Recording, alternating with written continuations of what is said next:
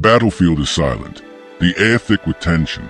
Across the plains of southern Africa, thousands of warriors stand shoulder to shoulder, shields glinting in the sun.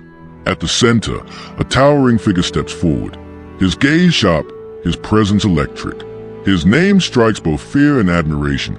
Shaka, the man who rose from exile to forge an empire through sheer will and war. The man whose name would echo through centuries as both hero and conqueror. Shaka Zulu, born in the late 18th century, transformed the scattered Zulu clans into one of the most powerful military nations in African history. His genius for strategy, discipline, and innovation reshaped warfare and expanded his kingdom across southern Africa. But Shaka's story is not merely one of blood and conquest. It is a tale of an outcast who became a king, a visionary whose methods redefined leadership, and a ruler whose ambition both built and broke the empire he created. Shaka was born around 1787, the illegitimate son of Chief Senzangakona and a woman named Nondi. His birth brought shame to his mother, and both were exiled from their tribe, forced to wander among neighboring clans. This early rejection hardened Shaka. He learned to survive through cunning and strength. As a young man, he joined the Mfecane under Chief Dingiswayo, a wise leader who recognized Shaka's brilliance and gave him command over warriors. Under Dingiswayo, Shaka began to experiment with tactics that would later revolutionize African warfare. He redesigned weapons, trained soldiers relentlessly, and introduced iron discipline.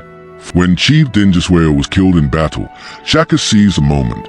With the loyalty of his warriors, he overthrew his half-brother Sigajana and claimed leadership of the Zulu around 1816. What followed was a transformation unlike any other in African history. Shaka reorganized his army into disciplined regiments called Amabutho, each trained to move as one. He introduced the Ikla, a short stabbing spear designed for close combat, replacing the long throwing spears that had been used for centuries. He also enforced psychological warfare, ambushing enemies with speed and surprise, encircling them in his signature bullhorn formation. The center would engage the enemy head-on, while the flanks curve around to encircle and crush them. Under Shaka's leadership, the Zulu army became unstoppable. Villages fell, tribes submitted, and the small Zulu clan grew into a mighty empire stretching across what is now KwaZulu-Natal. By the 1820s, Shaka's power was absolute. His kingdom was efficient, disciplined, and feared. He demanded loyalty, rewarded bravery, and punished disobedience with ruthless precision. But absolute power came at a cost. To maintain control, Shaka ruled through fear.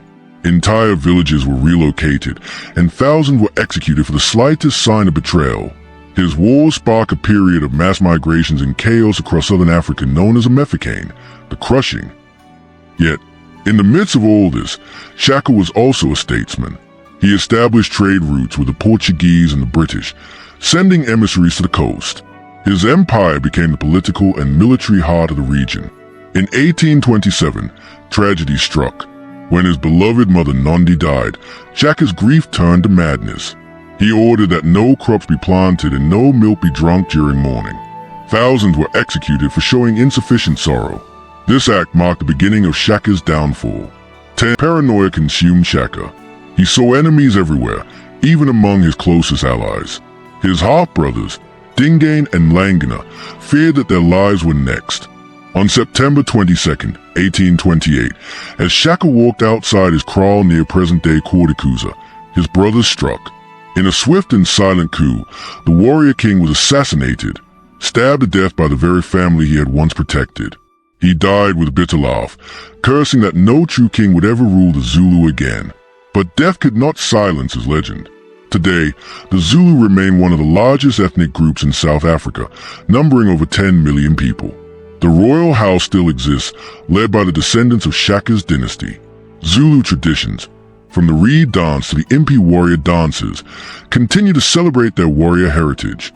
Monuments, museums, and even films keep Shaka's name alive.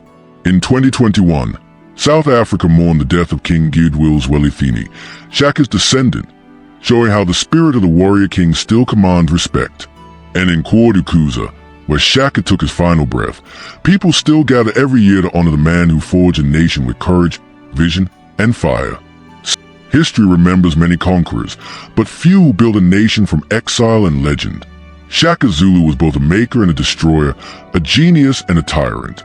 Yet, even centuries later, his shadow stretches across Africa's memory, a reminder that greatness often walks the edge of darkness.